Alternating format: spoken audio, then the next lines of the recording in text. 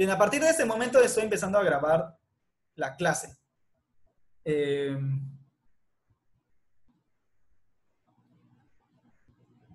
Ok, veamos. Es que ¿por qué no lo permite? Dale clic al enlace que te he mandado, al segundo, no al primero. Ok, entonces tenemos, ¿qué va a ser la doctrina social de la iglesia? Va a ser un cuerpo de ideas, ya comenzando propiamente con la materia, ¿no? Va a ser un cuerpo de ideas que no tienen la misma naturaleza que tienen, por ejemplo, los dogmas. Por eso es que les repito que aquí, pues, la parte de los dogmas pues, no es tan indispensable. Sin embargo, pues, al final sí tienen cierta visión de lo que es justamente, pues, la visión religiosa. Como les comentaba, aquí vamos a encontrar algunas fuentes que van a ser fuentes teológicas. Recuerden que si tienen alguna pregunta pueden hacérmela por el chat o pueden alzar la mano. Teológica.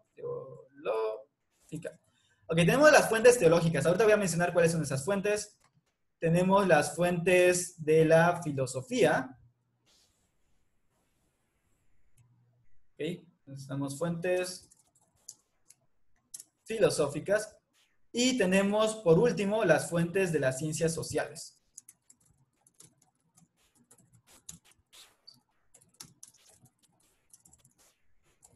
Ok, estas son las tres fuentes de las que vamos a obtener las opiniones de la doctrina social. Esta doctrina social incluye muchas cosas. Incluye desde lo que han dicho antiguamente algunos pensadores cristianos, como pueden ser los padres de la iglesia, hasta el magisterio. Ese magisterio es lo que los papas y obispos han comentado, dicho a través de los tiempos, pero que en general la suelen combinar tanto con elementos teológicos, elementos filosóficos y más actualmente con elementos de las ciencias sociales. Entonces, ya como tal, como una cuestión independiente o más independiente, pues ha surgido relativamente hace poco, en el siglo XIX. Pero en general siempre ha existido una visión social en el cristianismo. ¿Ok? Entonces, estas son las fuentes principales. De estas fuentes teológicas, como se han de esperar, obviamente la principal va a ser la Biblia o las Sagradas Escrituras. Las Sagradas, obviamente, para los que son creyentes del cristianismo. ¿Ok? Y que por eso lo compartimos con musulmanes y con judíos. Por eso es que es importante entender las Sagradas Escrituras. Desde un punto de vista filosófico y social, sobre todo si vas a tratar con personas de diferentes religiones. Tengan presente que aquí en México la mayoría sigue siendo cristiano y de esos cristianos la mayoría son católicos, pero hay una gran parte que son de iglesias protestantes o de iglesias, ¿cómo se llama?, surgidas de las protestantes. ¿Ok? Y por lo tanto, independientemente de que tú estudies Derecho, estudies Administración o estudies Psicología, tarde o temprano la cuestión religiosa va a hacer algo que va a surgir en algún momento. Y que pues dependiendo de la carrera, pues va a haber diversas maneras de manejarlo, ¿no? En psicología es especialmente importante porque recuerden la cuestión de que las creencias religiosas pues son algo muy profundo muchas veces de las personas. Y de cualquier manera, inclusive el rechazo a la religión es algo muy profundo de la persona. Sigue siendo una creencia también. Ser ateo o ser creyente no te hace diferente en ningún aspecto. Sigue siendo exactamente una creencia igual que cualquiera. ¿Ok? Entonces, pues tenemos esa parte. Luego tenemos también el magisterio, como comenté. Voy a borrar por aquí. Y vamos a tener algo también llamado tradición. Por tradición no me refiero a tradiciones como Día de Muertos, sino me refiero a la transmisión de todas esas enseñanzas que no están escritas directamente en la Biblia, porque por obvias razones no todo puede quedar escrito en ningún lugar. Entonces, es básicamente lo que han creído los cristianos, que aunque no esté escrito en la Biblia, lo han creído siempre y pues ahí está. O sea, hay diversos documentos a lo largo de la historia del cristianismo donde pues se ve el pensamiento o ciertas ideas que han sido comunes a lo largo de la historia. Estas son las fuentes teológicas. Entre las fuentes filosóficas vamos a tener sobre todo a la ética. De hecho, hay muchas acá. Pero voy a mencionar algunas. Vamos a tener, en primer lugar, muy profundamente la ontología o metafísica. Vamos a tener en un segundo momento o lugar a la ética.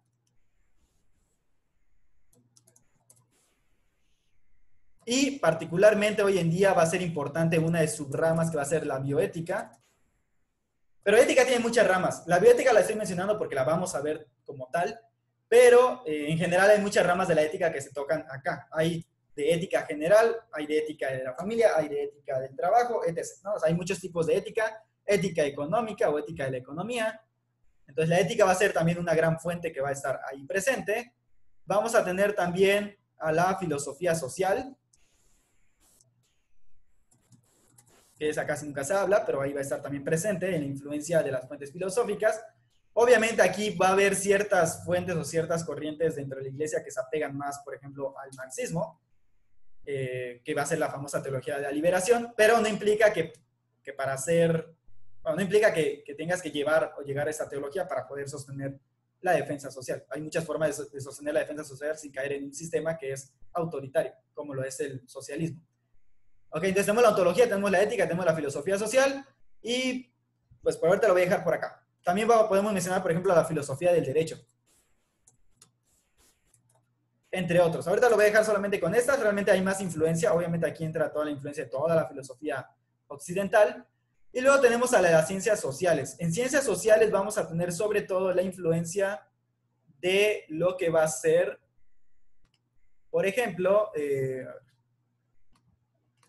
vamos a tener sobre todo la influencia de la economía, de la sociología,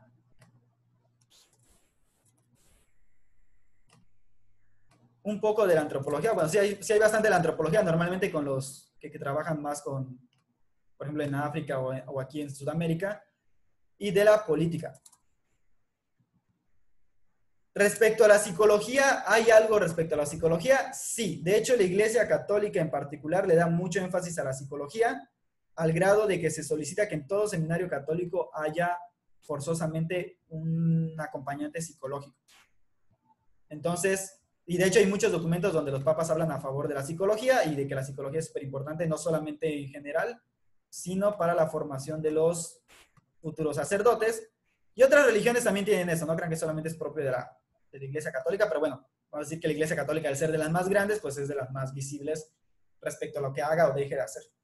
Entonces, básicamente estas son las fuentes. Obviamente nosotros nos vamos a enfocar, como mencioné anteriormente, en las de aquí. No quiere decir que las otras no las vayamos a tener presentes. De hecho, pues necesariamente vamos a tener que tener presente por lo menos al magisterio, pero y entender un poquito la visión judeocristiana. Y digo judeocristiana porque recuerden que muchas cosas las sostienen también los judíos. Por cierto, ¿están tomando apuntes de casualidad? ¿Sí? Ok, perfecto. Sí. Bien, esas son en cuanto de dónde vienen las fuentes. Respecto a este magisterio, de este magisterio vamos a tener algunas cosas más o menos para que lo entiendan. De cualquier manera, yo tengo un video, ya tengo cierta serie de videos en la plataforma donde pueden profundizar más el tema de estas fuentes, porque algunas de ellas sí las vamos a leer. Me voy a enfocar especialmente en aquellas que propongan algo más moderno, porque hay un montón de textos. Tan solo para que se den una idea.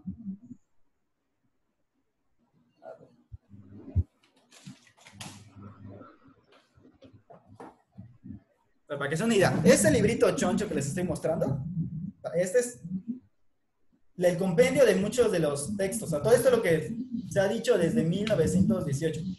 ¿Ok?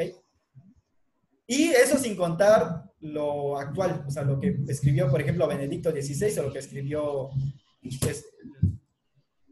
Francisco, que es el Papa actual. Entonces, son un montón. No vamos a ver todas, muchas. Sí las voy a mencionar algunas en cuanto a su importancia histórica, pero no vamos a ver todas. Vamos a ver las más relevantes para nuestra época moderna, o de los papas más recientes. Y, pues, obviamente nos vamos a enfocar en lo filosófico.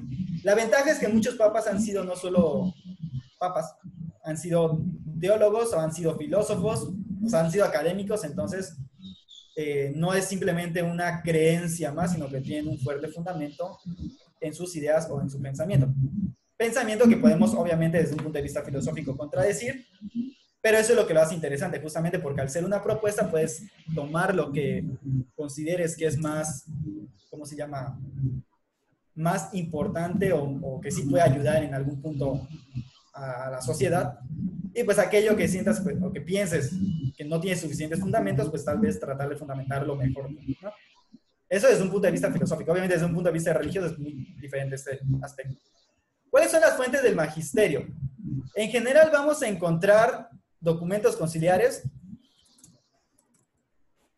es decir, lo de los concilios lo de los concilios que suelen hacer a veces la Iglesia, que últimamente no ha habido uno desde el Concilio Vaticano II. Vamos a tener las encíclicas. Las encíclicas suelen estar abiertas a todo el mundo. De hecho, están dirigidos obviamente a todos los católicos, pero también a todas las personas de buena voluntad. Entonces, estas son abiertas a todos. Luego tenemos las cartas apostólicas, que esas están dirigidas, pues, normalmente a uno o algún obispo o iglesia en particular. Y ya, ¿no? De hecho, hay más, pero ahorita por el momento solo quédense con estas, que son las que vamos a estar analizando en algunos momentos. Y ya, ¿ok? Ya en los videos que les tengo preparados hay una explicación más profunda de estos documentos, o bueno, por lo menos no más profunda, pero sí más general de otros documentos que hay y de su división, pero en general es como para que sepan esta idea. ¿Alguna duda hasta acá? ¿O queja o sugerencia? ¿O que no les parezca algo? No, está claro. Mande. Está bien, está claro. Ok. Entonces, aclarando que nos vamos a enfocar justamente en esta parte, pasemos a lo siguiente. De esta doctrina social, como mencioné, pues tenemos estas fuentes y todo eso. ¿Cuál es la historia básicamente que hay detrás de eso? ¿Puedo borrar esto de acá?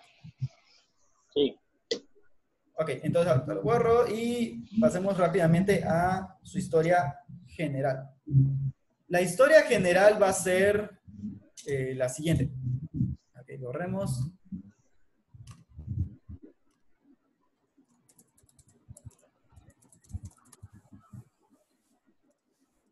La historia de la doctrina social inicia obviamente con el surgimiento del cristianismo.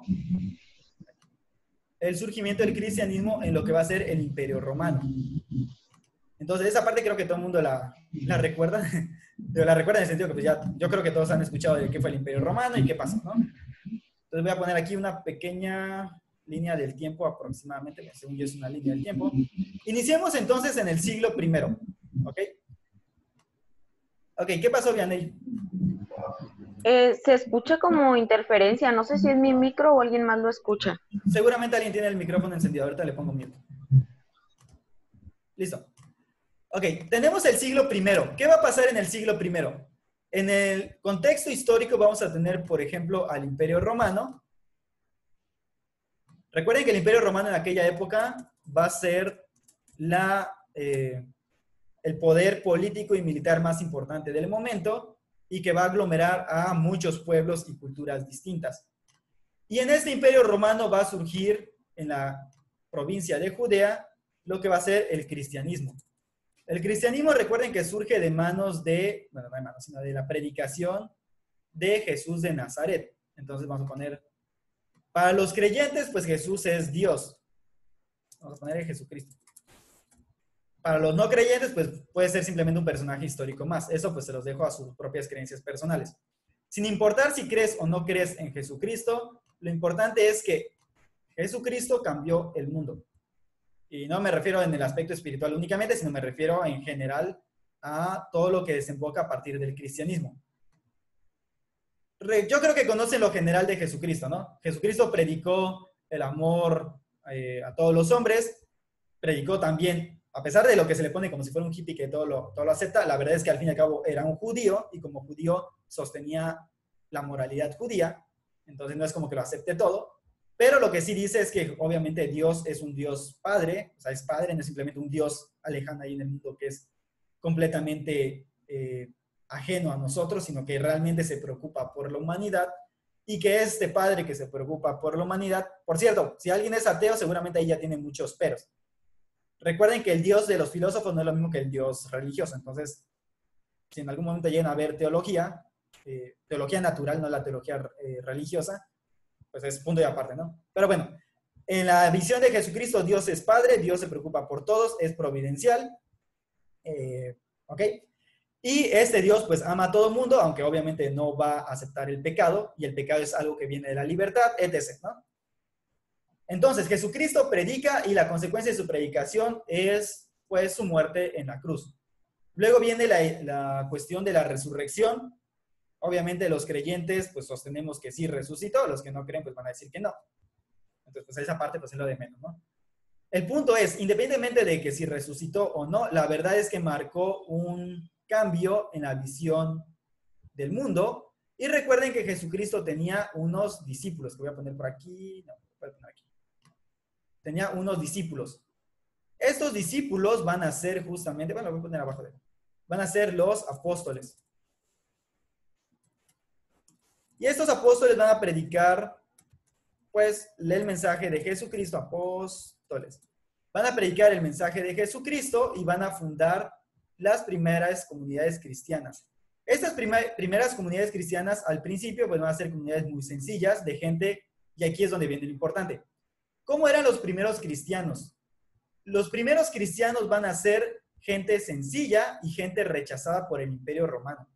Es decir, vamos a tener sobre todo a mujeres, a niños, a esclavos, inclusive a gladiadores, y pues a hombres de bajos recursos, o lo que era la población en general, que era menospreciada por las clases altas del Imperio Romano. Es decir, el cristianismo desde el principio de su surgimiento fue una religión revolucionaria. ¿Por qué revolucionaria? Porque justamente se fijó en aquellos que nadie se fijaba en el Imperio Romano. Estas comunidades primitivas, esas comunidades primitivas, o primeros cristianos, o los cristianos primitivos, van a hacer un cambio en este Imperio Romano. ¿Ok? ¿Por qué van a hacer un cambio? Porque recuerden que justamente estas ideas de la igualdad entre los hombres, porque todos somos hijos de Dios, en el amor al prójimo, en enfocarse en los pobres y en los débiles, y pues que tenían un estilo de vida bastante distinto al estilo de vida de los romanos en general, va a ser lo que va a empezar a llamar la atención de inclusive las clases altas. Para el siglo segundo, voy a poner por acá, para el siglo segundo de nuestra época, y aquí voy a generalizar desde el siglo segundo hasta el siglo quinto, que es cuando se legaliza. Bueno, de hecho fue en el cuarto, pero bueno. Desde el siglo segundo hasta el siglo cuarto, el cristianismo comienza a impactar en este imperio romano. Y por lo tanto, comienza un cambio social. Entonces aquí voy a poner cambio social. Recuerden que los cristianos al principio eran completamente rechazados y perseguidos. Con el tiempo empiezan a ser tantos, empiezan a tener inclusive presencia en altos cargos del imperio, que poco a poco va a empezar a haber un cambio social acá. Entre ese cambio social va a ser justamente la idea de que ya no puedes tener esclavos, etc. Para el siglo III, por eso lo sigo poniendo acá, porque ya en el siglo III, Constantino va a legalizar el cristianismo. Ojo, lo legaliza, no lo hace la religión oficial. Para la religión oficial todavía van a pasar algunos años y va a ser Teodosio. Entonces, Constantino no tiene nada que ver ni con la fundación del cristianismo, ni con su imposición como religión oficial. Constantino lo único que hace es legalizarlo. Con esta legalización, lo que va a terminar haciendo es que justamente el cristianismo pasa a ser una religión más del imperio. Y justamente eso va a producir o va a provocar que las ideas cristianas comiencen a calar en la sociedad romana. ¿Cuál va a ser la consecuencia de todo esto? El imperio romano, que antes se fundamentaba en la esclavitud, le empieza a dejar poco a poco. Ese imperio romano que se fundamentaba en expandirse y conquistar pueblos, poco a poco se vuelve, entre comillas, más pacífico, y digo entre comillas, muy entre comillas, pero bueno, realmente el imperio romano de ya el siglo III, siglo IV, siglo V, ya no es el imperio romano que era unos siglos antes. Y de hecho, este imperio romano, algunos le van a echar la culpa al cristianismo de su caída, pero en realidad no es culpa del cristianismo, es que de por sí el imperio romano desde antes de la legalización del cristianismo ya estaba mal. O sea, ya desde el siglo I empieza a resquebrajarse prácticamente. El punto es que cuando el imperio romano cae, que esto va a suceder justamente en el siglo V, para ser más exactos, en el 475 de nuestra era, 475 después de Cristo, Vamos a poner caída de Roma. Es decir, cae el Imperio Romano de Occidente, ¿ok? Todavía el Imperio Romano de Oriente, o lo que conocemos como Imperio Bizantino, siguió existiendo otros 1000 años, durante toda la Edad Media prácticamente, pero es la caída de Roma la que da inicio a la Edad Media. ¿Por qué digo que el cristianismo le dio forma al mundo? No solamente cambió la forma en que actuaba el Imperio Romano, caída de Roma, Edad Media. Algunas cosas para bien, otras cosas para mal. Ya mencioné que Teodosio lo hace la religión oficial del imperio y eso pues siempre va a llevar a alguna cuestión negativa. Pero con la caída de Roma, la iglesia va a jugar un papel importantísimo. Recuerden que Roma cae por cuestión de los bárbaros o de los pueblos germanos. ¿Ok? Entonces, los pueblos germanos habían empezado a invadir el territorio romano desde el siglo II. Estos pueblos germanos van a ser, de hecho, nuestros ancestros. Literalmente son nuestros ancestros, ¿eh? No lo estoy diciendo simplemente culturalmente, sino literalmente y genéticamente son nuestros ancestros.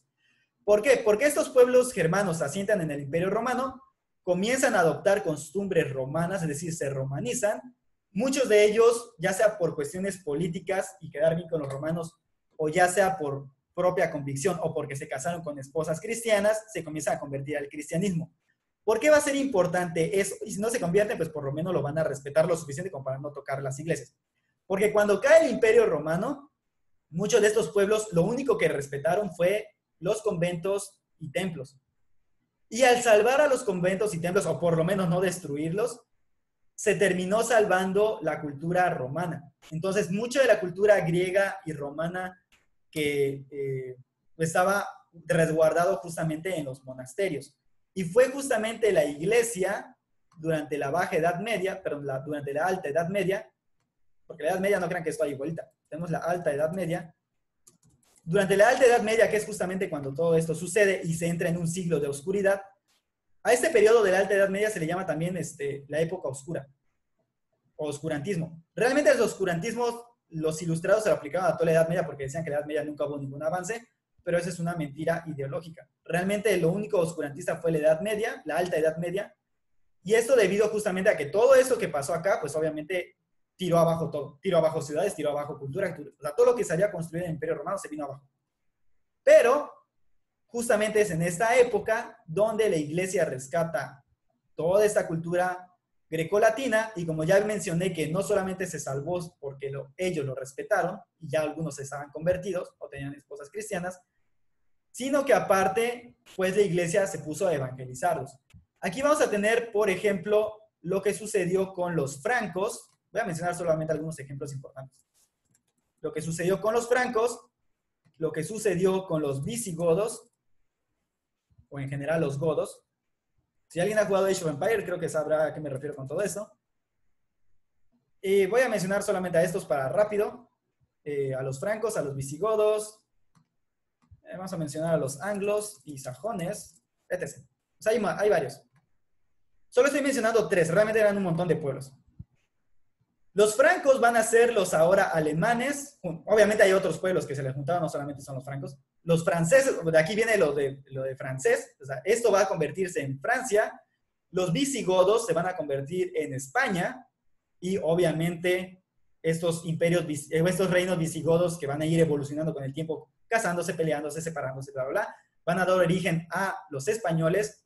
Como se imaginarán, son los que luego nos van a conquistar, y por lo tanto nosotros indirectamente tenemos sangre visigoda y romana. Porque antes, obviamente, los visigodos llegaron a un pueblo que ya había sido conquistado por los romanos previamente. Entonces, realmente nosotros tenemos aquí a unos ancestros, junto con la parte indígena, o la parte de los pueblos nativos de acá, los anglos y los sajones a Inglaterra, y así con cada uno, ¿no? O sea, realmente van a ser muchos, muchos pueblos que van a dar origen a lo que hoy conocemos como los países europeos. Francia, España, entre estos y otros pueblos, pues Alemania, a los anglos, los sajones, los bretones a Inglaterra, y esto es lo que le va a dar forma a la cultura occidental. Entonces, la cultura occidental, si dan cuenta, está implicada de forma necesaria con la visión cristiana del mundo. Por eso la visión occidental, inclusive después de la Ilustración sigue siendo profundamente cristiana en sus raíces, para bien o para mal, ¿ok? O sea, hay cosas positivas, hay cosas negativas. La idea de la igualdad, la fraternidad, ¿cuáles eran las de la justicia? No me enterará. Igualdad, fraternidad, y se me olvidó el otro de la Revolución Francesa. Esos tres valores de la Revolución, solidaridad creo. Esos tres valores de la Revolución Francesa realmente son valores cristianos. O sea, vienen de la idea cristiana. Lo que pasa es que le han quitado la cuestión religiosa y se quedaron solamente con la cuestión secular, pero siguen siendo inspiración cristiana. Los derechos humanos nacen también en esta cuestión, para los que son de derecho. De hecho, los primeros precursores de los derechos humanos no son los filósofos modernos, son los filósofos medievales, para ser más exactos, del Renacimiento, como lo fueron... ay, se me fue el nombre. Por ejemplo, Bartolomé de las Casas, que va a ser uno de los principales defensores de los indígenas aquí en México, va a ser uno de los precursores de los derechos humanos. San Juan de Victoria, se me fue el nombre, Francisco de Vitoria, perdón. Francisco de Vitoria va a ser otro de los que van a sustentar no solamente los derechos humanos en aquella época, sino también el liberalismo económico. Y estamos hablando de finales de la Edad Media, no estamos hablando todavía de la filosofía moderna, que obviamente de ahí va a pasar a la filosofía moderna. Entonces, realmente, al final, si se dan cuenta, el cambio social ha venido desde el mismo cristianismo. Obviamente, no ha sido la única religión que haya provocado un cambio social, pero desde ese punto de vista occidental, pues sí ha sido un cambio social el que produjo y que le dio forma a la Europa medieval y que luego esto le va a dar forma a la Europa como la conocemos hoy. Ya sea que la ames o la odies, la Europa que hoy conocemos, y obviamente en consecuencia nosotros como herederos de esta cultura, pues viene justamente de todo esto. Y recuerden que pues Europa ahorita es primer mundo, igual que Estados Unidos. Muchas ideas, tanto económicas, políticas como sociales, vienen justamente del cristianismo. Ya luego, cuando veamos la parte económica y política, vamos a ver la influencia de estas ideas, ya sea a través de la rama católica o la rama protestante, pero que al fin y al cabo lo tomaban de la base que era la Iglesia Católica en ese momento. Ok, eso tenemos hasta acá. La historia más reciente o que nos interesa. Bueno, ya mencioné, por ejemplo, con el descubrimiento de América. Les voy a mencionar esta parte nada más. Descubrimiento, conquista de América. Con la conquista de América, y me refiero a todas las conquistas que puede haber habido en el continente americano, incluida la protestante en Estados Unidos, obviamente va a venir una discusión. Esa discusión es si los nativos son realmente seres humanos o no. Hoy en día nos puede parecer irrelevante y hasta insultante eso, pero pues en su época era algo normal, vaya. O sea, era algo que tenían que determinar. Recuerden que los romanos y los griegos no consideraban a todos personas humanas, ¿eh? Y si las consideraban personas, simplemente no les daban derechos. Eso es importante recordarlo. En el cristianismo hay un cambio de visión en que todos son seres humanos, ¿ok? Y que lo único que los diferencia es su función dentro de la sociedad. Por eso es que la sociedad medieval era estratificado, tenía la forma de pirámide. Porque lo importante no era, o sea, todos eran seres humanos y todos se les respetaba en ese punto. Y en la iglesia básicamente todos eran iguales, dentro de la iglesia. Pero sus funciones eran distintas en la sociedad y pues cada quien tenía que apegarse a su sociedad, a sus funciones. Es decir, era una visión muy orgánica de que la sociedad era como un cuerpo humano. Y como en el cuerpo hay diferentes funciones y no puedes salir de esas funciones, digo, la mano no se va a convertir en mi corazón, ¿verdad? Pues así tenía que ser la sociedad. Obviamente esa visión ya ha ido cambiando y fue cambiando a lo largo de la historia, pero pues vamos a decir que era una superación al modelo de los romanos y de los griegos, donde había personas que simplemente no valían nada. De entrada, las mujeres y los niños no valían, a menos que fueran ricas. Entonces no valían, no tenían derechos. Inclusive los hombres, si eran de clases bajas que se dedicaban a la agricultura, alfarería y ese tipo de actividades, no eran ciudadanos. Y si eran ciudadanos de segunda. ¿Qué es lo que pasaba en la democracia ateniense? Entonces la democracia ateniense no era como nuestra democracia, donde todos valían exactamente lo mismo. Básicamente los ciudadanos eran los ricos y los que tenían el chance de hacer el ocio. Y de ahí surgió la filosofía también. De estos riquillos que pues tenían esclavos. Recuerden que los esclavos tampoco valían un cero a la izquierda. Entonces, igual no eran tampoco tan malos, pero al fin y al cabo su visión de la humanidad no era precisamente la mejor. ¿Ok? Esa visión más positiva de la humanidad viene justamente del cambio religioso acá. Eso, por cierto, lo reconoce el mismo Marx, ¿eh? O sea, no lo estoy diciendo de gratis. Marx y Nietzsche, que saben que son críticos de la religión cristiana, reconocen ese cambio que se realiza en esta época. Ok, tenemos la conquista de América. Aquí mencioné a Bartolomé de las Casas como precursor de los derechos humanos. De hecho, creo que me comí un acento, pero bueno. Bartolomé de las Casas. Mencioné a Francisco de Vitoria. Creo que así es su nombre. Entre otros. Estos van a ser algunos de los precursores de los derechos humanos. Obviamente, nace desde una visión religiosa donde empiezan a fundamentar con filosofía por qué estos seres humanos merecen y tienen derechos, entre otras cosas. Y más recientemente, y probablemente con esto termine la clase, el siglo XIX. Así rápidamente, ¿alguien recuerda el siglo XIX? O sea, ¿alguien sabe algo del siglo XIX? Obviamente no lo pueden recordar porque no lo vivieron, pero ¿qué saben del siglo XIX?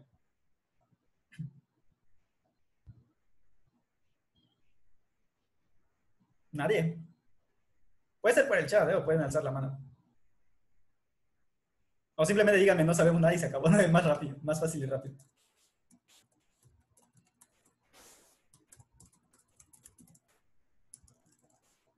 Nada, nada, nada. O sea, nadie va a decir nada.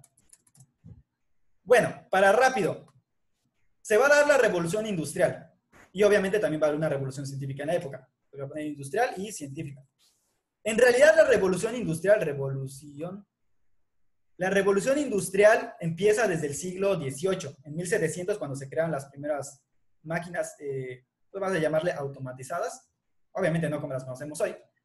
Y ya en el siglo XIX, pues mejoran y comienzan a ver las máquinas de vapor. Esto hace que la industria crezca rápidamente, el capitalismo se expande por todo el mundo. Recuerden que el capital, por ejemplo, así muy rápidamente, que lo vamos a ver más profundamente en la cuestión económica, cuando veamos este tema, pero el capitalismo fue fundamentado en la época moderna por un filósofo llamado Adam Smith. Era filósofo y economista. Adam Smith propone el liberalismo económico. A su vez, Adam Smith decía que los precios de las cosas se fundamentan en básicamente él dice que es en el trabajo de las personas. Esta idea de que es en el trabajo en lo que se fundamenta el precio va a ser, tomado justamente de sus creencias religiosas. Él era una religión que me parece que era puritano o algo muy semejante a los puritanos, que recuerden que los puritanos surgieron a la vez de los anglicanos y los anglicanos de los católicos. Y esos puritanos tenían la idea de que el que trabaja es bendecido por Dios. Esta idea es importante porque va a pasar luego también a los puritanos que se van a ir a Estados Unidos. Ya se imaginarán por qué Estados Unidos le da tanto énfasis al trabajo. Es decir, el trabajo es para ellos una señal de bendición de Dios y si tienes riqueza es señal de la bendición de Dios. Esta idea también va a ser importante porque un autor ateo lo va a tomar. Va a ser Carlos Marx.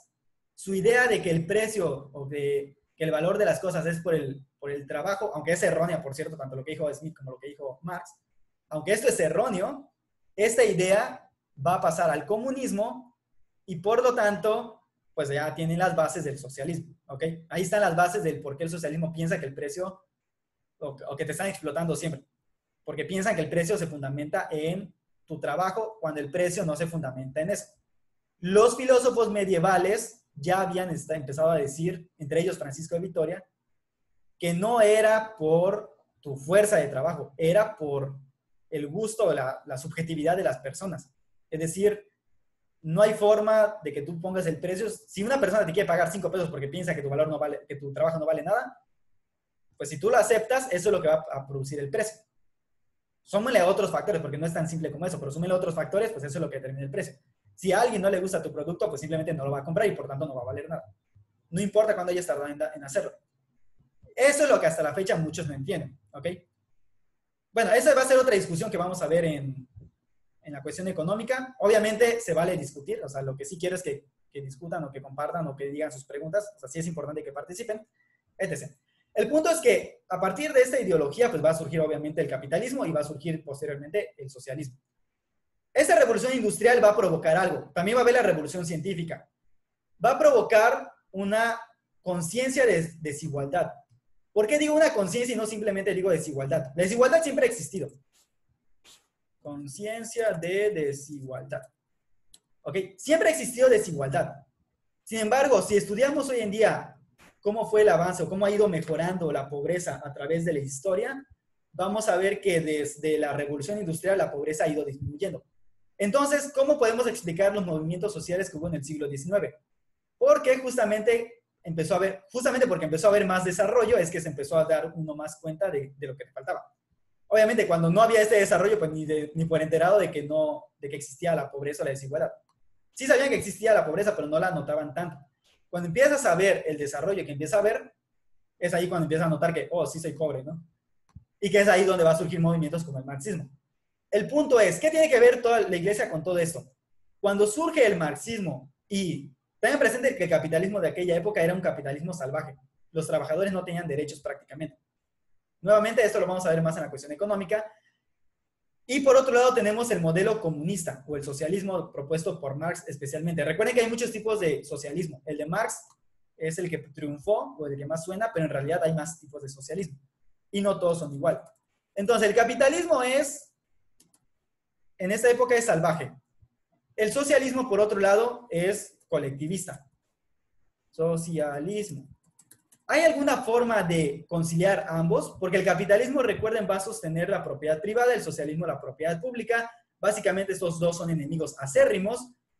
Pues no le da derechos a los trabajadores en esta época. Vamos a ver que luego fue el capitalismo el que les dio derechos y no el socialismo. Porque obviamente también le convenía, pero bueno. Y el socialismo, pues, básicamente defiende derechos de los trabajadores, pero a cambio les pide el sacrificio de su propia propiedad privada. Es decir, los trabajadores y en general nadie debe tener propiedad privada, lo cual también obviamente es negativo. Como se imaginarán y lo podemos comprobar porque en la historia el socialismo jamás funcionó. Eso lo vamos a ver luego, pero bueno. ¿Qué tiene que ver la iglesia en todo eso? Justamente en la discusión entre estos dos, ¿puede haber un modelo intermedio que rescate a ambos? Es decir, que salve a los derechos del trabajador sin violar la propiedad privada y la libertad, y que a la vez rescate de ambos. Pues la visión de la iglesia fue un sí. Y esa visión va a ser justamente la que va a sostener León XIII. León XIII va a ser un papa que va a ser el que comience a discutir en la época moderna abiertamente estos temas. De hecho, fue un papa que fue odiado por ambos. Era odiado por los capitalistas porque consideraban que era muy comunista, y era odiado por los socialistas porque consideraban que era muy capitalista. Y era odiado inclusive por muchos sectores de la misma iglesia porque pues era una época en la que la iglesia pensaba que solo tenía que dedicarse a lo espiritual y no preocuparse por lo social, que lo social era problema de otros y no de la iglesia. Y obviamente esa visión fue de hecho provocada a finales de la Edad Media cuando se separa la religión y la fe. Perdón, la religión y la filosofía. Que va a ser una discusión que de hecho van a leer terminando esta clase, o que van a leer durante la semana. Entonces, básicamente, León XIII va a ser el precursor en la época moderna de todo esto. Él va a defender, por ejemplo, que los trabajadores merecen derechos. Eso va contra el capitalismo puro. Merecen derechos, merece que se les trate como seres humanos, y contra el socialismo va a defender que los trabajadores merecen su propiedad privada. Es decir, el trabajador debe tener derecho a poder tener propiedad privada también, y no quitársela como querían los socialistas. ¿Por qué? Porque si el trabajador tiene derecho a una propiedad privada, puede llegar en su momento a ser libre de depender de estos y depender de estos. ¿Ok? El socialismo hace que todo dependa del Estado. El capitalismo hace que todo dependa de ti mismo sin que te importe el otro. El capitalismo puro y salvaje, o sea, no el capitalismo real, sino el puro salvaje y exagerado. Entonces, León XIII va a sostener una postura intermedia. Quiere derechos para los trabajadores, defiende a los trabajadores. Los trabajadores dicen que deben de poder formar sindicatos, pero también debe tener derecho a la propiedad privada, a sus propios bienes y servicios, a un salario justo. Aquí la discusión siempre, que va a existir siempre, no solo en la doctrina social de la iglesia, sino también en las doctrinas o teorías económicas actuales, es que se supone que es un salario justo. Para León XIII, un salario justo era básicamente que cubra tus necesidades vitales, es decir, alimentación, bebida y sueño. Obviamente que tengas un lugar donde dormir, que alcance para ti y tu familia, y que te dé también para el ocio. Es decir, que no seas, o sea, básicamente está poniendo 4 criterios, ¿no? O sea, el criterio fisiológico, el criterio, o sea, que la supervivencia, el criterio de la seguridad, es decir, que tengas la seguridad de que tienes una casa y un terreno donde vivir. Vamos a decir 3. Y por otro lado, el de la salud mental, que hoy en día le llamaremos salud mental, que es el derecho al ocio, a que tú puedas disfrutar de tu trabajo y no simplemente trabajar para sobrevivir, ¿ok? Este tipo de ideas ya las había empezado a implementar León XIII. Luego de León XIII vamos a tener otros tantos papas que van a hablar justamente del mismo tema. Es ahí donde entra este librito, es decir, donde empiezan a entrar estas discusiones. Me voy a saltar un poquito del siglo XIX, que es donde inicia todo esto, a el siglo XX. En el siglo XX recuerden que vamos a tener la Primera Guerra Mundial. Durante la Primera Guerra Mundial, Benedicto XV fue de los papas que se dedicó a tratar de hacer diplomacia con los países en contra para encontrar una solución pacífica a la guerra. Obviamente al final no se pudo, pero el esfuerzo mismo ya vale la pena, ¿me explico? Es decir, en una época de una paz armada donde no había guerra todavía, que fue 1912 a 1914, ya estaba ahí todo, o sea, ya era una pólvora esa época. Y en esa pólvora, Benedicto XV trató de mediar diplomáticamente lo mejor que se pudo para que no explotara. Al final pasó lo que pasó en el Segovia, y por lo tanto con la muerte del archiduque, pues vino la Primera Guerra Mundial, pero pues ahí estuvo la función de la iglesia de tratar de mediar esta parte, ¿no? Luego, Segunda Guerra Mundial, un papa que es odiado por muchos porque lo desconocen y porque hay muchos mitos alrededor. El papa Pío XII fue a quien le tocó vivir la Guerra Mundial, y muchos acusan a la iglesia de no haber condenado al nazismo y al fascismo. La verdad es que sí se hizo, pero no se hizo tan abiertamente. De hecho, sí hay una encíclica donde se les condena. ¿Por qué no se hizo tan abiertamente? Porque cuando los obispos de los Países Bajos, o bueno, los obispos holandeses, para estar más fácil, cuando los obispos holandeses criticaron al régimen nazi, la consecuencia fue que terminaron matando a todos los judíos que pudieron, terminaron matando a todos los cristianos que pudieron, y por lo tanto, quizá no nos guste mucho, pero una realidad de la política es que hay veces que tú tienes que ceder algo a cambio de algo. ¿Me explico? Hay veces que lo políticamente correcto es, de hecho, no decir nada. ¿Por qué? Porque las consecuencias pueden ser peores. Y eso es una realidad. Yo creo que ustedes mismos lo saben. O sea, hay muchas cosas que no le dicen a los maestros, aunque las piensen y aunque estén lo correcto, porque la consecuencia puede ser peor que la cura.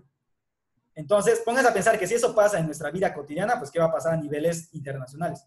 Y eso sucede en todo.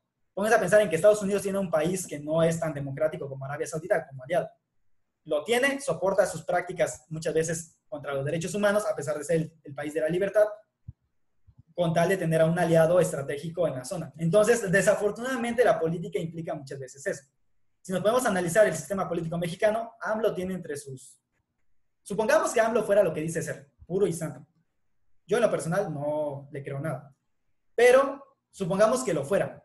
Inclusive si él lo fuera, si fuera puro y santo como él se autonombra, en su equipo hay políticos que obviamente durante toda la historia moderna de México sabemos que han sido corruptos. Como Barlet, como Bejarano, etc., ¿no?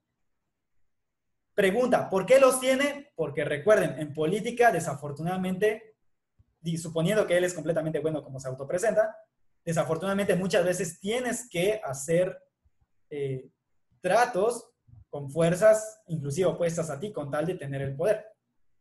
Y eso es normal, o sea, eso pasa a nivel de nación, a nivel de internacional y pasa también a nivel personal.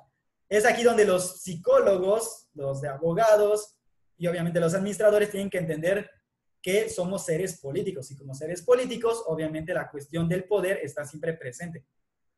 La ley no basta, la ley también está fundamentada en el poder. El poder es quien pone que es la ley, que no es la ley, para el caso de los abogados. Para el caso de los que están estudiando administración, hay una fuerza o hay un choque de fuerza entre trabajadores y entre jefes. Y si no entendemos ese choque de fuerzas que hay y cómo lidiar o repartir el poder, pues obviamente va a haber problemas donde tenemos un jefe que es completamente tirano y trabajadores que no les queda de otra, o trabajadores que son anarquistas porque no hay un poder fuerte que los lidere, o donde simplemente si lo sabemos hacer va a haber un líder bueno que puede hacer que el poder se reparte y que por lo tanto todos puedan trabajar en armonía. Entonces, esta cuestión política se da inclusive a niveles más cotidianos, ¿no? Hay que tenerlo presente. El punto es, Pío XII pues va a ser de los primeros en combatir al nazismo, obviamente lo va a hacer de diferentes maneras, no tan directamente como una declaración en contra, pero sí por la vía diplomática, sí apoyando ciertos movimientos, porque por ejemplo creo, eso sí hay que ponerlo entre comillas porque no me acuerdo muy bien qué tan cierto es, pero me parece que hay evidencias de que él apoyó algunos golpes de Estado contra Hitler, o que por lo menos tenían su bendición. ¿Ok? Entonces no es como que simplemente se haya quedado ahí aplaudiéndole a los nazis como si nada. O sea, realmente hubo cosas que se hicieron que no fueron tan abiertas porque pues, obviamente en aquel momento era peligroso, pero que ya hoy en día, al estar saliendo estos documentos a la luz, pues podemos ver que no fue un papa que se haya sometido a los nazis, vaya, ¿no? Más modernamente tenemos el Concilio Vaticano II. Eso no lo estoy escribiendo porque si no voy a tener que borrar todo. ¿Puedo borrar todo eso? ¿Sí? Ok, bueno, borro esto. Más modernamente vamos a tener, ya, ahora sí creo que no se voy a terminar. Vamos a tener el Concilio Vaticano II. En este concilio básicamente fue un concilio pastoral más que nada, es decir, no hubo condenas como había habido en siglos anteriores a ninguna creencia diferente, más bien la iglesia se enfocó en sí misma, y entre los cambios está justamente el diálogo con todo el mundo. Cuando me refiero con todo el mundo, me refiero literalmente a con todo el mundo. Es la época en la que comienzan los diálogos con los judíos, con los musulmanes, con los ateos, que se empiezan a hacer inclusive diálogos con los budistas, es a partir de eso donde empiezan a hacer este tipo de diálogos. Por ejemplo, el Vaticano actualmente tiene una academia de ciencias. En esa academia de ciencias pertenecieron inclusive científicos tan importantes y tan ateos como Stephen Hawking. Y pues básicamente, o sea, lo que yo voy es, el que sea la religión no implica que por eso esté peleado con la ciencia. Tenemos a Hawking, que era completamente ateo, participando en muchas de estas reuniones. ¿Ok? Entonces tenemos este diálogo con el mundo en general y tenemos este cambio de paradigma. Ese cambio de paradigma, pues obviamente va a ser un actualizarse a el mundo contemporáneo sin dejar, obviamente, lo que se ha sostenido siempre por la religión cristiana. Y aquí va a entrar entonces mucho la cuestión social, no solamente por todo eso que he mencionado, sino porque también le da importancia a la cuestión social. ¿Ok? Ya luego vamos a ver alguna que otra encíclica acá, pero modernamente tenemos obviamente a Juan Pablo II. Juan Pablo II, recuerden que va a ser muy importante porque va a ser de los promotores en que caiga el comunismo. La caída. Recuerden que el comunismo de la URSS, que dominó todo el bloque de la Europa oriental, fue un comunismo completamente, ¿cómo se llama?, tiránico. Es la única vez en la historia en la que un gobierno, o sea, bueno, más bien en la que un sistema económico y político ha tenido que poner muros para que la gente no se vaya de él. O sea, aquí tenemos para demostración el muro de Berlín. Justamente el muro de Berlín fue hecho porque los comunistas no querían que la gente se fuera a un mejor estilo de vida, que era la parte occidental. Es decir, la parte que era capitalista, que estaba bajo Estados Unidos, Francia e Inglaterra. Entonces, Juan Pablo II va a luchar mucho contra el comunismo. Va a promover en su propio país, en Polonia, movimientos de solidaridad. Entonces, aquí vamos a encontrar la idea de la solidaridad, a la cual le va a dar mucha importancia, que la solidaridad quiere decir que no necesita ser comunista para ser solidario. Entonces, él le va a dar importancia a este movimiento, solidaridad. Y este movimiento en Polonia va a ser también la que empieza a sacar el comunismo de Polonia. En pocas palabras, él fue pieza clave a nivel diplomático e ideológico para que el comunismo cayera también, junto con otros factores. Recuerden que tenía mucha cercanía con Estados Unidos en este aspecto. Junto con muchos factores que llevaron a la misma caída del comunismo, porque recuerden que el comunismo por sí mismo ya iba a caer, tarde o temprano iba a caer. Entonces, fueron estos factores los que afectaron. Juan Pablo II le tocó vivir la Segunda Guerra Mundial, entonces sabía de carne propia lo que son los sistemas tiránicos como el nazismo y el fascismo. De ahí tenemos, aquí me estoy saltando muchas cosas, pero bueno, tenemos a Benedicto XVI, ¿ok? Que también va a dar mucho énfasis a cuestiones, por ejemplo, como la caridad, entre otros. Por ejemplo, cuando habla de la caridad y cuando habla de la esperanza, va a dar su propia opinión sobre el sistema económico, nuevamente. Entonces, no se vayan por la finta de que porque es un papa no habla de estos temas. De hecho, habla de estos temas y da bastantes buenos argumentos filosóficos y científicos de ciencias sociales al respecto. Obviamente no son expertos en eso, entonces puede ser que fallen. Juan Pablo II era doctor en filosofía. Benedicto XVI, no sé si tenía algún doctorado en filosofía, pero en teología era un excelente teólogo. Entonces era muy académico, muy bien formado. Y pues actualmente tenemos a Francisco. Francisco, por ejemplo, ha tocado temas como el medio ambiente, que es uno de los que más me llama la atención de por qué lo tocó, medio ambiente. Y ha tenido temas también, por ejemplo, con las cuestiones sociales.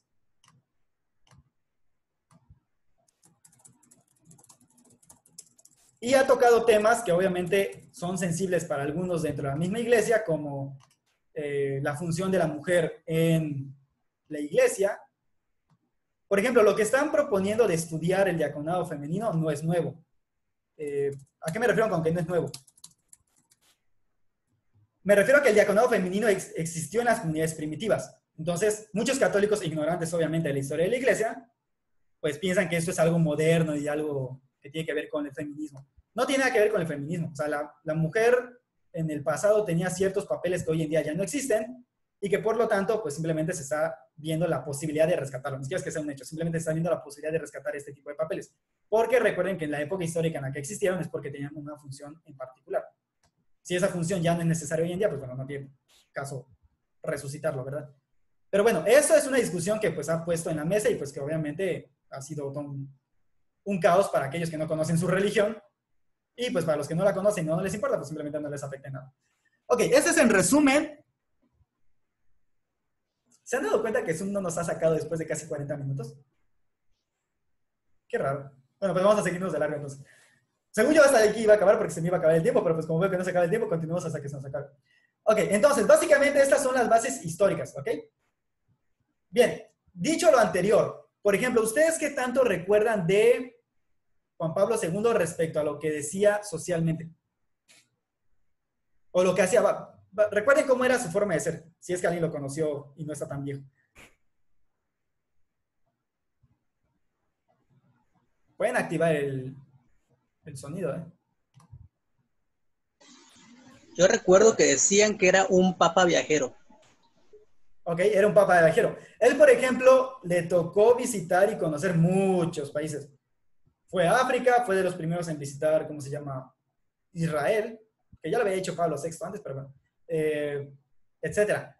Por ejemplo, Francisco, volviendo por... Eso es guapo. ¿Por qué es importante saber eso? Porque quiere decir que era un papa que conocía la realidad de muchas partes del mundo. O sea, no simplemente estaba encerrado en el Vaticano como los papas medievales, porque también en la Edad Media pues no vas a poder visitar todo el mundo, obviamente, pero no era como los papas medievales que estaban encerrados en sus cuatro paredes, dominando como reyes sus territorios pontificios. Eso fue en la Edad Media. O sea, obviamente actualmente la Iglesia no tiene territorio pontificio más que el territorio del Vaticano. Etc., ¿no? Francisco, por el contrario, ha sido el primer papa que ha ido a Arabia. O sea, es el primer papa en visitar un país árabe y que aparte fue invitado por el mismo país árabe. ¿Le convenía a los árabes? Si lo vemos desde un aspecto político, obviamente sí. Porque los árabes tienen que congraciarse con Occidente. ¿Y qué mejor manera de congraciarse con Occidente que invitar a la máxima figura espiritual de Occidente? Pues al fin y al cabo el catolicismo es la religión predominante entre los cristianos, para que de alguna manera pues Occidente, entre ellos Europa y Estados Unidos, digan: los árabes están siendo más abiertos, están empezando a ser un poco más democráticos y podemos invertir con ellos. Porque obviamente los europeos y los estadounidenses cuando invierten mandan a sus trabajadores y los trabajadores pues obviamente necesitan, entre otras necesidades, su cuestión religiosa, porque muchos pues son creyentes y pues necesitan iglesias y pues en un país musulmán donde no permites nada de eso, darte ese derecho pues es obviamente un avance político y diplomático. ¿Sí me explico? O sea, a la vez no... Obviamente aquí, como les mencionaba, entra todo eso. No es para espantarse, la política es parte de la vida, la cuestión económica es parte de la vida y por lo tanto pues hay que entender que pues siempre va a existir esta relación, lo quieras o no. Sea religioso o no religioso, siempre va a existir esta relación. Y es bueno saberlo para no espantarse y para también saber cómo utilizarlo a nuestro favor en muchas ocasiones. Entonces, pues tenemos esta parte. Eso es lo que se ha dicho y hablado hasta el momento en lo que es propiamente la cuestión religiosa. Y para terminar ahora sí, para terminar en cuanto tema, no para terminar en que ya voy a terminar de hablar. Los principios sobre los que se fundamenta. Estos principios los vamos a ir viendo un poco más profundos o aplicados posteriormente, pero pues sí los vamos a ir viendo también. ¿Cuáles son los principios de la doctrina social? Hay muchos, pero yo los voy a fundamentar en algunos cuantos. En los videos que les tengo preparados en la plataforma hay un poco más. Tenemos en primer lugar la dignidad de la persona humana. ¿Ok? Ese es el primer fundamento. Obviamente, la interpretación de la dignidad de la persona humana es todo un debate. Por ejemplo, los pro aborto interpretan de una manera esta dignidad, los pro vida lo interpretan de otra, y los pro vida normalmente pues, se fundamentan en la visión religiosa. Pero recuerden que la dignidad de la persona humana es un principio que nace propiamente con el cristianismo. Recuerden lo que les decía anteriormente. En la sociedad romana y griega, no todos tenían los mismos derechos y no todos valían lo mismo. ¿Dónde surge la idea de la dignidad? O sea, de que tú vales algo independientemente de tu estatus socioeconómico. Justamente de la idea de todos somos hijos de Dios. Esa es la versión teológica y obviamente la versión que sostiene la Iglesia Católica. La traducción filosófica de este principio es que eso sí ya lo decía Aristóteles, a pesar de que en la práctica no lo sostenían, era justamente que todos compartimos la misma naturaleza humana. ¿Ok? Esta idea que es más filosófica, a pesar de que Aristóteles ya había dicho algo similar, en realidad es una idea que surge a partir del cristianismo y que ya luego pasa a la filosofía. La idea de la persona, que no la voy a tocar, bueno, no voy a tocar hoy el tema de la persona, simplemente sepan esta idea. En la próxima clase vamos a analizar justamente la cuestión de la persona humana, cómo ha surgido históricamente y filosóficamente, pero en general el concepto persona, como hoy lo consideramos, nació no con los griegos y los romanos que inventaron el término, nació con los cristianos. Los griegos y los romanos ya existía el término persona.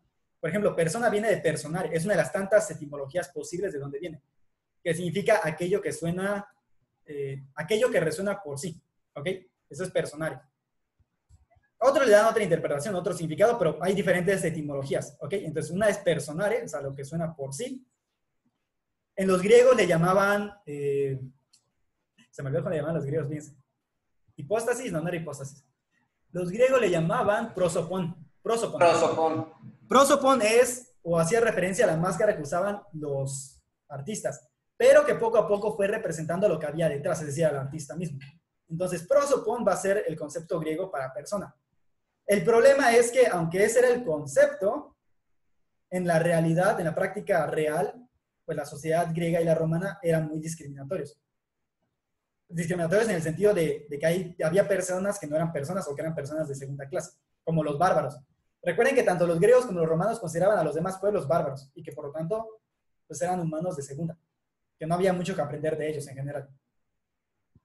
Los romanos fueron un poquito más abiertos en ese sentido, pero en general solamente tenían como así personas dignas de confianza y de alabar a la cultura griega. Fuera de ellos, todos los demás eran bárbaros y no aportaban mucho, a pesar de que al final terminaron robándole muchas cosas, pero bueno. Entonces, el concepto persona, como lo conocemos, nace de las discusiones teológicas para definir cómo Jesucristo puede ser Dios y a la vez ser hombre. Y cómo Dios puede ser tres personas y no, bueno, tres hipóstasis o tres seres que no son diferentes de sí porque comparten lo mismo, pero a la vez son distintos.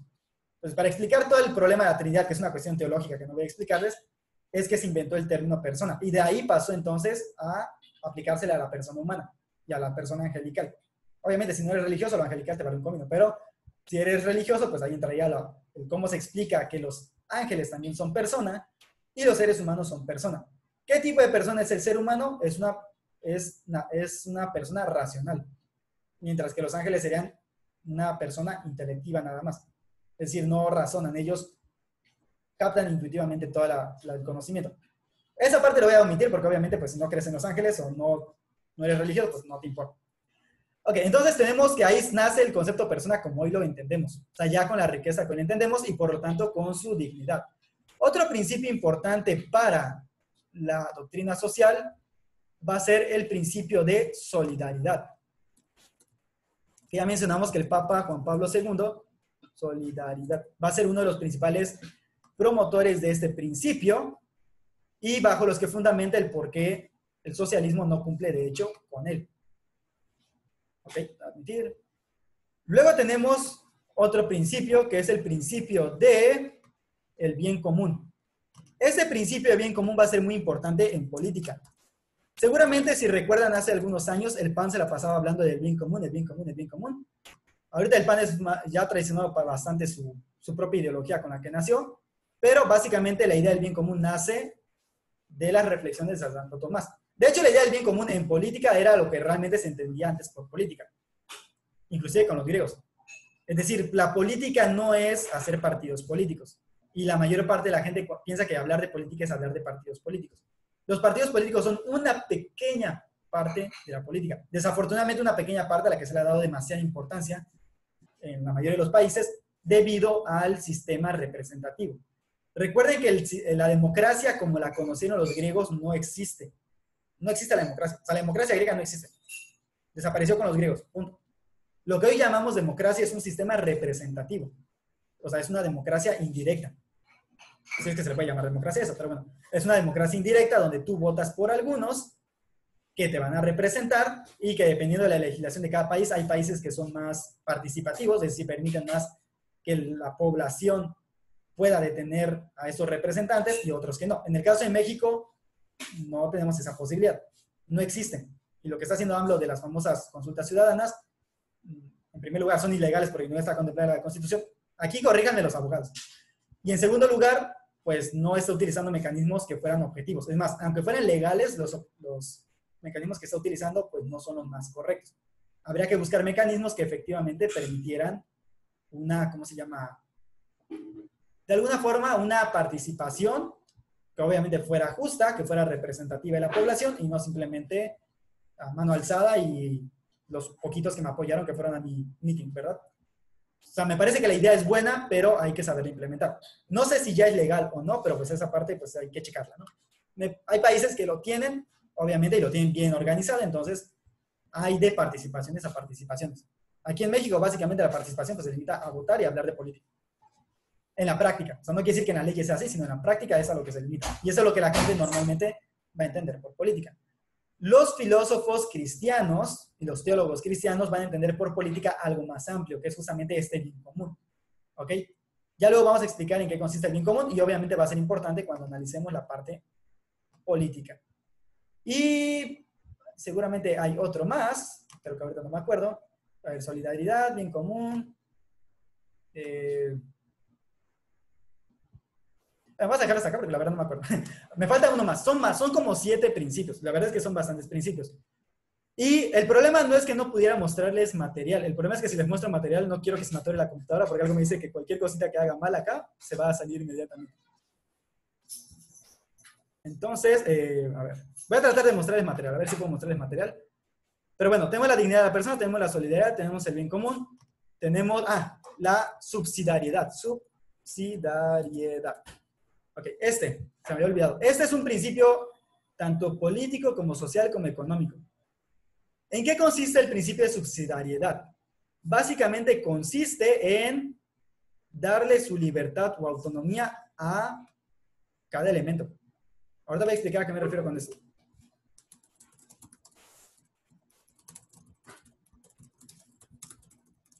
Que por cierto me parece que es muy bueno si lo quieren aplicar a una empresa, e inclusive si lo queremos aplicar a la cuestión de, ¿cómo se llama? Por ejemplo, de la psicología, que también tiene que ver mucho con bioética eso, aunque va a tener otro nombre. ¿En qué consiste la subsidiariedad? ¿A qué me refiero con darle autonomía de acción a cada elemento? Significa que, ya sea a nivel político, a nivel social o a nivel económico, tú no tienes que entrometerte en lo que pueda hacer el otro por sí mismo. ¿Me explico? Por ejemplo, supongamos que yo soy una empresa privada. De hecho, que es la discusión que tenemos ahorita en México sobre si rescatar, bueno, si ayudar o no a las empresas privadas. Por empresas privadas normalmente entendemos las empresas grandotas y transnacionales. Pero en realidad estamos hablando de cualquier empresa, ¿no? ¿Debemos rescatar a las empresas? ¿Ustedes qué opinan? Así, a grosso modo, ¿ustedes qué opinarían de sí o no? Solo respondan sí o no.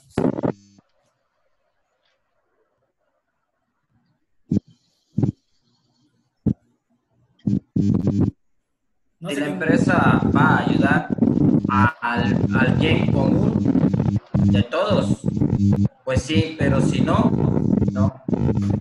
Ok, ¿tú opinas que depende? O sea, depende si le va a, ¿cómo se llama? Es que sí depende si va a ayudar o no, si va a generar empleo, si va a ayudar a la misma sociedad, pues no veo por qué no. Pero si va a beneficiar a otras personas y ¿no? Entonces, ahí es donde no sería. Entonces, Sí, que ayude a un grupo grande en lugar de a un pequeño grupo de acaudalados. Ok, entonces supongamos que si ayuda a todas las empresas, pues sí, y aparte que esas empresas, pues obviamente lo ameritan, ¿no? O sea, no ayudar así a lo tonto. Ok, ¿en qué consistiría este principio si lo aplicamos a este problema? Las empresas son empresas privadas. En general, este principio nos diría que el Estado no tendría por qué meterse con ellas, es decir, pues algo así como estarles ayudando, rescatando, bla, bla, no sería necesario a menos que lo que decía Giovanni, a menos que el bien común esté en peligro y a menos que el beneficio obviamente fuera mayor y a menos que definitivamente fuera algo que no se puede sanar de otra manera. Es decir, algo que ya está más allá de lo que las propias empresas pueden hacer. Por ejemplo, lo del coronavirus es algo que pegó a todos prácticamente de sorpresa. O sea, fue muy rápido lo que pasó, como para prepararse. De hecho, sí nos podemos haber preparado.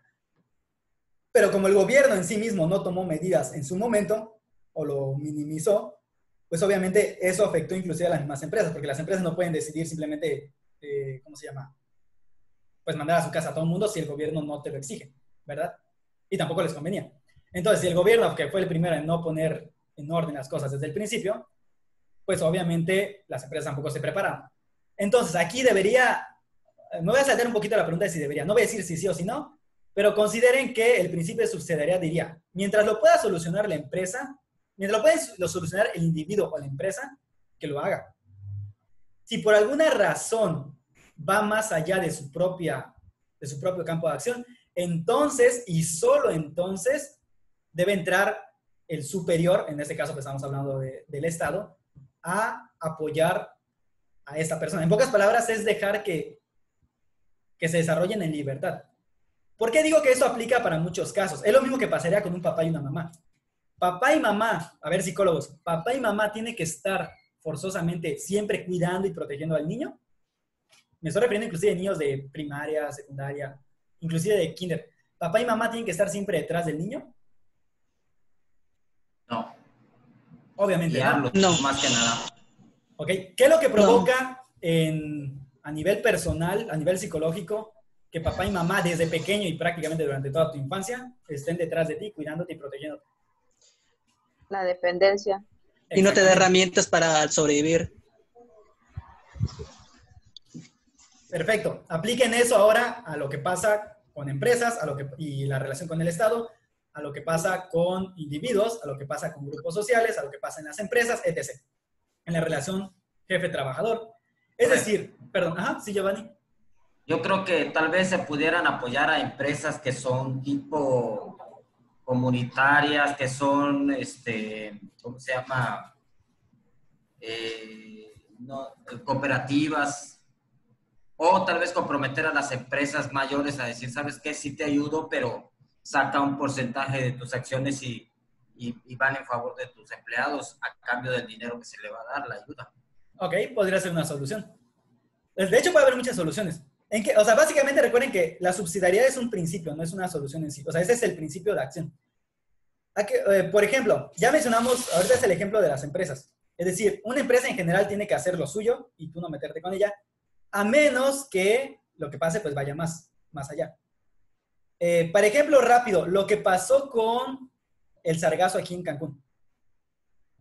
Muchos andan quejándose que, bueno, es que los que lo disfrutan o los que sacan dinero a partir de eso, de las playas, pues son los hoteles. Hay un pequeño problema y el pequeño problema es justamente el bien común. Olvidemos por el momento las cuestiones legales de que es zona federal y que por lo tanto legalmente le corresponde a la federación preocuparse de eso, ¿no? Quitemos las cuestiones legales. Enfoquémonos simplemente en la práctica. Si un hotel cierra porque no hay empleados, bueno, porque no hay turistas, obviamente quien sufre es la población. Además de los propios jefes. ¿Por qué? Porque al fin y al cabo es un hotel menos donde va a haber trabajos menos y por lo tanto, pues cierta cantidad de personas va a empezar a dejar de recibir dinero a menos que se metan en otra industria. Imagínense que esto es algo que afecta a toda la industria como está pasando de hecho actualmente. Entonces, ¿necesitamos de los hoteles? Pues sí, porque en el caso de Cancún específicamente, desafortunadamente toda nuestra economía también tiene, para los administradores, yo sé que no son economistas sino administradores, pero entiendan esa parte de que hay que innovar y diversificar la economía, pero bueno, Desafortunadamente dependemos de una sola industria prácticamente, y pues esa sola industria pues obviamente está parada ahorita. Lo del sargazo es exactamente lo mismo. Tenía que intervenir el Estado y el Estado de Quintana Roo, o sea, el gobierno del Estado y aparte la Federación para esto. La respuesta es desde un principio de subsidiariedad, sí, porque sin importar cuánto los ciudadanos se unieran y las empresas privadas se unieran, es un problema que va más allá de lo que el ciudadano y las empresas privadas juntas puedan hacer. Es ahí donde entra la subsidiariedad, es donde tiene que entrar alguien que está por encima, en este caso pues el gobierno del Estado y además el gobierno federal. ¿Por qué el gobierno federal? Porque recuerden que el problema del sargazo no es un problema únicamente de México, es un problema internacional. Necesitamos que sean los estados nacionales de cada país afectado los que intervengan y no simplemente México. O sea, México puede tratar de hacer todo lo que quiera, pero si no tiene el apoyo de los países, pues obviamente pues no sirven sus esfuerzos. ¿Qué pasó? Profesor, de lo que usted habla, aquí en la isla yo sé que tal vez ustedes escucharon en que no hubo afectación por el sargazo, pero la realidad es que sí hubo. Lo que hizo el gobierno municipal es mandar a todos los empleados, incluyendo de menor y mayor rango, a hacer limpieza, y se comprometió con los hoteles a que los hoteles fueran los que proveyeran la herramienta y algo de gente. Pero en realidad, desde un principio, el gobierno municipal le metió, por lo mismo que dice usted, de que se tienen que comprometer ellos principalmente a resolver el problema que puede ser el problema de todos. Exactamente. Entonces, básicamente, ¿en qué consiste este principio? En resumen, dejar que cada quien haga su trabajo o que haga lo que tenga que hacer y solo intervenir en el caso que sea extremadamente necesario. O sea, que ya sea necesario y que no haya de otra. Y que lo mismo aplica para psicología y lo mismo aplica para todos los demás, ¿no? Lo mismo, el ejemplo, yo uso sobre todo el ejemplo de la familia porque me parece que es el más paradigmático y el más evidente para nosotros, ¿no? El más cercano. Si tus papás siempre te resuelven todo, cuando crezcas no vas a saber resolver nada. Y la vida te va a dar unos buenos, ¿cómo se llama? Unos muy buenos golpes que no quieres. Entonces, lo mismo pasa con las empresas. Lo que decía de los trabajadores también. Si el jefe lo está resolviendo todo y no dejas que el trabajador haga lo suyo, no estás haciendo que el trabajador crezca porque no le estás haciendo independiente. Estás haciendo que todo dependa del jefe. ¿Y qué pasa si el jefe renuncia? ¿O qué pasa si lo corres? ¿O qué pasa si es un mal jefe? ¿Me explico? Entonces, ¿qué es lo ideal? La subsidiariedad. Que cada quien tenga sus funciones y que solo el que está por encima en la jerarquía intervenga cuando sea realmente necesario. Si no es necesario, entonces que te deje ser, que te deje trabajar y actuar, que te deje hacer lo tuyo. Supongo yo que todos han tenido la experiencia de un jefe que está en metiche y que no te deja trabajar. ¿Ok? Eso es lo mismo que pasa. ¿De qué sirve que te contraten si el otro, que se supone que es tu jefe, quiere hacerlo todo? Entonces, si él piensa que todo lo que haces está mal, pues que lo haga él. ¿Para qué lo haces tú? Ese es el consejo que le di a mi padre, profe, es que si quiere contratar empleado, que contrate a alguien que sepa, pero que lo deje trabajar. Si no, que contrate a alguien que no sepa y que obedezca a todas las tonterías que él dice. O que simplemente lo haga él directamente si no le parece, ¿verdad? Entonces, eso es básicamente la subsidiariedad. Creo que ya quedó claro eso de la subsidiariedad. Como se dan cuenta, están muy de la mano todos, ¿eh? Y de hecho hay más, pero vamos a decir que estos son los 4 principales. Y están de la mano porque, por ejemplo, si hablamos de cuestiones económicas, ahí mencionaban, bueno, sí que se ayude o que sí se intervenga, pero si hay un bien común. Es decir, ahí estamos juntando 2 principios. Que por un lado se le haya dejado actuar hasta donde fuera posible y que ya cuando no pueda, entonces intervenimos, pero intervenimos porque hay un bien común en peligro. No solamente intervenimos porque sí, sino que hay un bien común y cuando hay un bien común, pues hay que intervenir. Y a la vez esto implica solidaridad porque obviamente va a haber una afectación. Si hay una afectación acá, va a sufrir gente que, aunque tal vez no sea nuestro problema, por ejemplo, a mí no me afecta el turismo directamente. ¿Por qué? Porque yo puedo dar sesiones psicológicas en línea a personas que sean de otro país. Es tan sencillo como promocionarme en otros países, tal vez. Digo, es sencillo en la teoría, ¿no? En la práctica, pues tal vez más complejo, pero en general yo puedo hacer sesiones internacionales. Sé inglés, sé francés, entonces inclusive puedo balbucear en ruso o algo de psicología. Entonces, pues simplemente dependo de que necesariamente tenga que atender cancunenses, no. Por eso voy a dejar de preocuparme por los cancunenses, pues no, porque al fin y al cabo es mi ciudad, al fin y al cabo son personas que están sufriendo y es ahí donde entra la solidaridad. Justamente trabajar y pensar en nosotros. La solidaridad es más que la filantropía, eso lo tengo que mencionar. La filantropía es simplemente como una caridad. La solidaridad implica más, implica un comprometerse porque tú también te sientes parte de esta comunidad. Y en general, pues de la comunidad humana.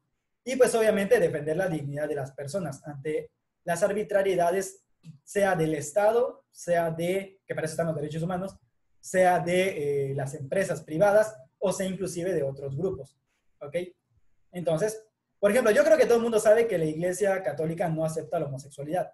Sin embargo, a pesar de que no acepte la homosexualidad como tal, no los condena como tal, ¿me explico? Los primeros en atender, por ejemplo, a los enfermos de VIH fue la Iglesia Católica, fueron los hospitales católicos. Estamos hablando de los años 50, 60, 60, 70, que fue cuando se descubrió el VIH, donde los hospitales públicos de los estados laicos no los querían atender y donde se pensaba que la enfermedad del VIH era una enfermedad de homosexuales, porque básicamente eran los primeros en que empezaron a verse reflejados por el mismo estilo de vida muchas veces homosexual de la época. Que no quiere decir que hoy hoy prácticamente los heterosexuales y homosexuales están igual, ¿no? En ese sentido. Entonces, en esa época fueron los hospitales católicos, muchas veces guiados por monjas, los que se dedicaron a cuidar a los enfermos de VIH que eran obviamente homosexuales. Hasta la fecha, por ejemplo, en Ciudad de la Alegría está el PAIPIT, que se dedican a cuidar a los enfermos de VIH. Obviamente existe la versión estatal, es decir, se me fue el nombre, el Capacits, por ejemplo. Está Capacits, que es del Estado, bueno, que es de CESA, de la Secretaría de Salud, para tratar a los enfermos de VIH, pero no los cuida como tal, es decir, no es que se dediquen a cuidar a los enfermos ya moribundos, cosa que se hacen las monjitas del PAIPIT. ¿Sí me explico? Y que aparte lo hacen libremente. ¿A qué me refiero con libremente? Que si tú entras, pues es porque quieres, y si te vas, es porque también quieres. Y independientemente de lo que hayas hecho y si te lo mereces o no por tus propios actos libres, ellas van a estar ahí para recibirte, mientras tengan los recursos obviamente para recibirte. Entonces, básicamente, ¿a qué voy? Que una cosa es que la iglesia no esté a favor de la homosexualidad o de los matrimonios homosexuales, y otra muy diferente que por eso va a decir, pues quememos a los gays, ¿no? Al revés. De hecho, el mismo catecismo de la Iglesia Católica dice que tienen que ser cuidados, protegidos y aceptados y guiados pastoralmente. Obviamente, como religión que es, pues va a tener sus propios principios y eso pues ya es problema de los católicos. Pero, pues en general, no es que te rechacen por ser gay. De hecho, la iglesia está llena de gays también. Muchos de ellos que sí creen abiertamente, o sea, sí creen fervientemente. Y esto podemos mencionarlo también de muchas iglesias más, o sea, no solo la Iglesia Católica cuida de eso. Hay otras que sí son un poco más agresivas, pero que como no son una unidad, entonces no podemos decir que es culpa de toda la religión en sí, sino solamente de esos templos en particular. Eso pasa más con los protestantes, que son más dispersos que la Iglesia Católica, pero bueno. Y obviamente también otras religiones. Entonces, bueno, o sea, en todas las religiones hay personas que defienden esa dignidad. Y justamente estos principios, al ser principios que si se dan cuenta, aunque tienen su fundamento teológico en la doctrina social, pueden ser defendidos inclusive por ateos. Yo creo que cualquier ateo puede estar de acuerdo en que hay que defender la dignidad de las personas y que todos somos iguales. Que lo que nos diferencia más bien es lo que hacemos y las oportunidades que hemos tenido en la vida por cuestiones de estructura socioeconómica, que todos podemos ser solidarios y debemos ser solidarios con otros, que el bien común, yo creo que el problema es entender qué podemos interpretar como bien común, pero yo creo que todos estamos de acuerdo en que si es algo que ayuda a todos, pues tiene que defenderse y cuidarse, y que cada quien pues debe poder hacer lo suyo. Obviamente hay sistemas económicos que no permiten eso, pero que en general yo creo que a nadie le gustaría que pudiendo hacer las cosas por él solo, alguien viniera a estar de metiche y que no te dejara crecer. Que es básicamente lo que pasa. Si tú no eres autónomo en tus decisiones y acciones, no creces. Obviamente eso conlleva el peligro de que también, pues en lugar de crecer, te vuelvas más pequeño, ¿verdad? O que simplemente desaparezcas. Pero en general, eso es parte de la libertad, ¿me explico? Entonces, estos, al fin y al cabo, defienden no solo la dignidad de la persona, sino la misma libertad de la persona. La autonomía que tiene toda persona y, por lo tanto, todo ente que nazca de la relación libre entre personas. Como puede ser una empresa, como puede ser una asociación civil, etc., ¿no? El mismo Estado. ¿Ok? Entonces, ¿queda claro hasta aquí estos puntos? ¿Sí?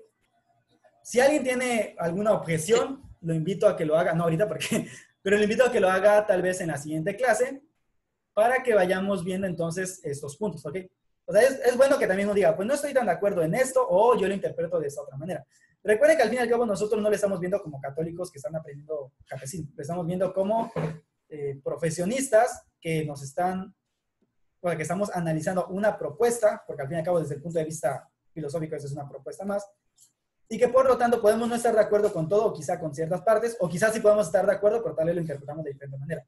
Es importante saber cómo lo interpreta en este caso la Iglesia Católica, pero al final pues cada quien lo va a vivir de acuerdo a su propia racionalidad, a lo que es su razón y sus propias reflexiones, pero tienen que ser reflexiones racionales, obviamente, no simplemente por del hígado o emocionales, pero a lo que su propia racionalidad le diga que es lo mejor, obviamente, para la humanidad y para su propio desempeño profesional. ¿Ok? Algo iban a comentar por ahí porque creo que interrumpí a alguien. ¿No? No, pensé que había interrumpido a alguien. De acuerdo, entonces vamos a dejarla hasta acá. Milagrosamente el Zoom me dejó, ¿cómo se llama? Hacer más de 1 hora. Entonces, esta grabación la voy a subir en su plataforma ya nada más que tenga acceso a ella, porque creo que todavía no tengo acceso yo a ella. Y ya voy a ir viendo los materiales, ¿de acuerdo? Para la semana, ahorita se lo voy a mandar por sus respectivos grupos. Si hay alguien que no... por cierto, los que son de, me parece que administración o de derecho, no me acuerdo cuál es el que todavía no tiene un grupo como tal, creo que son los de derecho. De favor, hagan un grupo. Lo ideal sería que fuera un grupo para todos, pero bueno. Hagan un grupo para los de derecho, para que yo les pueda mandar por ahí los avisos que haya. De cualquier manera, también lo voy a estar mandando por la plataforma, ya que tengan acceso a ella. Y lo primero que les voy a pedir que lean va a ser la encíclica de Fe y Razón. ¿Ok? Esta encíclica ahorita se las voy a buscar y se las voy a mandar por TPDF por el WhatsApp. Y ya que lo tenga, pues léanse esa encíclica. No está muy larga, por lo menos léanse la primera parte. Bueno, yo les voy a decir exactamente qué parte necesito que lean. Tal vez no necesito que lean todas, pero sí una de las partes. Para que entiendan un poco más la relación entre filosofía y religión. Y pues obviamente entre ciencia y filosofía. Porque es como que van de la mano, ¿no? Que eso fue una separación artificial. Al fin del mundo, bueno, al final de las cosas, ni la religión se aleja tanto de la filosofía, ni la filosofía tanto de la ciencia, y la ciencia al fin y al cabo ha tomado de tanto de la religión como de la filosofía. Y nació de la misma filosofía.